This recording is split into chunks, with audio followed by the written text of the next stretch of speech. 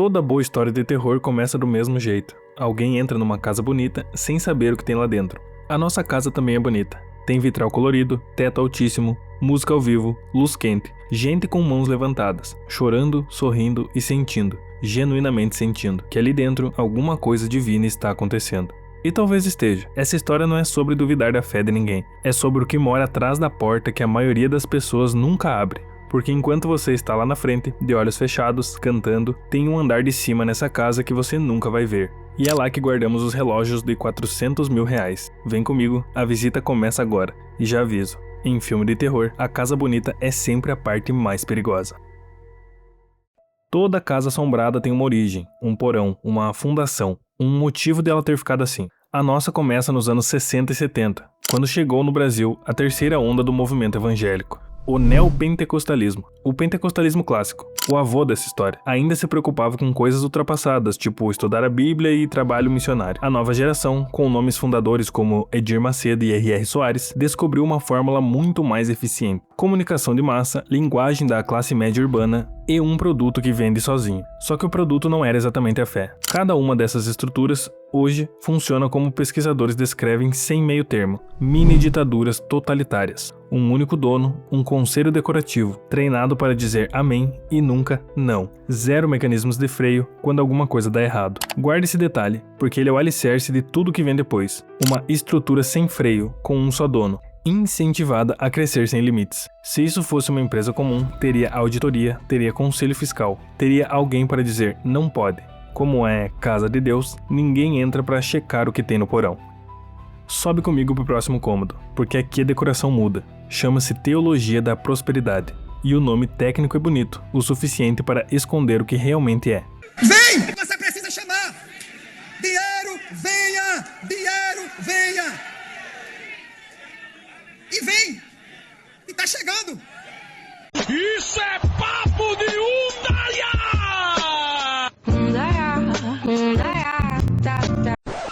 Uma assinatura mensal para acessar o plano Premium de Deus. A lógica funciona assim, e presta atenção porque é diabolicamente eficiente. Quanto mais você doa, mais bênçãos deveriam vir.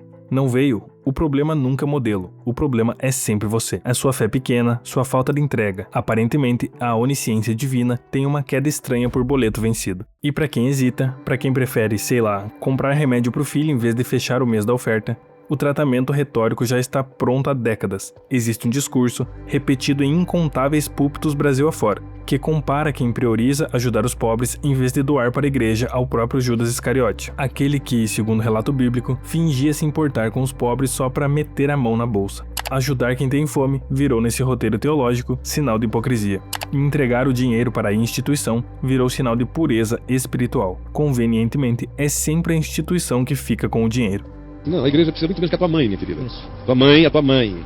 Tua mãe está precisando, tua mãe é prioridade. Para quem quer a base bíblica, Paulo dizendo, escrevendo a Timóteo, e repete em Tito com outras palavras: se alguém não cuida dos seus, especialmente dos da sua própria casa, tem negado a fé e é pior do que o incrédulo. O pastor detesta esse texto, porque é o texto que faz com que você olhe primeiro para as necessidades de pai, de mãe, de gente carente, que é a sua primeira igreja, sua igreja imediata para atender. Aí eles ficam com raiva. E aí dizem, tragam os dízimos à casa do tesouro. A casa do tesouro é o lugar onde esse cara é o macedão do terreirão local. E ali a casa do tesouro é ele, o bolso dele, o interesse dele. Aí a sua mãe tem que esperar, e todo mundo tem que esperar, e a perversidade é essa.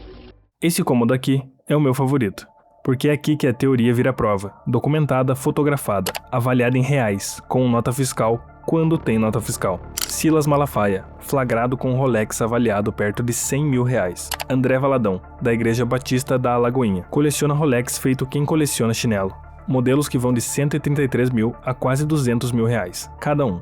Valdemiro Santiago, da Igreja Mundial do Poder de Deus. Relógio aproximadamente 50 mil reais brilhando no pulso durante o culto, no mesmo período em que um templo da própria igreja foi a leilão por justiça para quitar uma dívida de 880 mil reais. Deus dá, a justiça toma, e o relógio fica. Eu não suporto mais, eu não tenho dormido mais, eu não consigo comer direito mais, eu não tenho vivido, eu não suporto mais. Tu me traíste com o preto cigano, agora vou-te rebentar o cu com cano, vou-te partir. E aí chegamos no andar de cima da casa. O dono de tudo, Edir Macedo, fundador da Igreja Universal, dono da Record.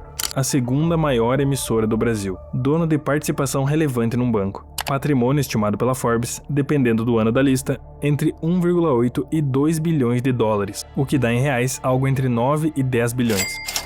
Isso coloca Macedo entre os brasileiros mais ricos do país. Entre os pertences, um jato particular avaliado em 90 milhões de reais e um apartamento de luxo em Miami, no mesmo prédio onde mora Lionel Messi. Deixa eu repetir essa última parte, porque parece piada. O líder religioso mais rico do Brasil mora no mesmo prédio que o Messi. E tem mais um detalhe de decoração que eu simplesmente preciso mostrar. Em São Paulo, Macedo construiu uma réplica do Templo de Salomão, 10 mil lugares, o dobro da altura do Cristo Redentor.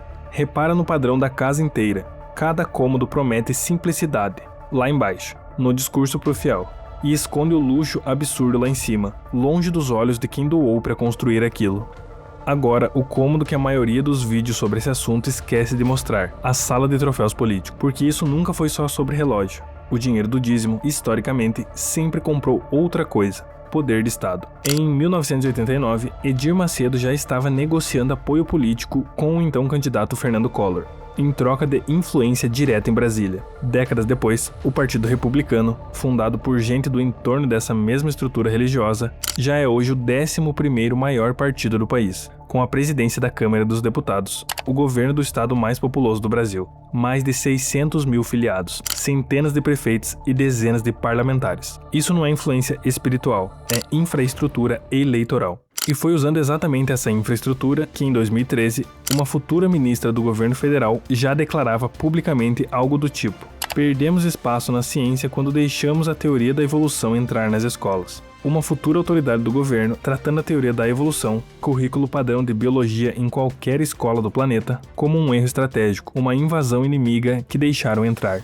Esse não é um comentário isolado da internet, é o mesmo roteiro se repetindo em escala institucional. O que começou como estrutura de igreja, virou estrutura de Estado.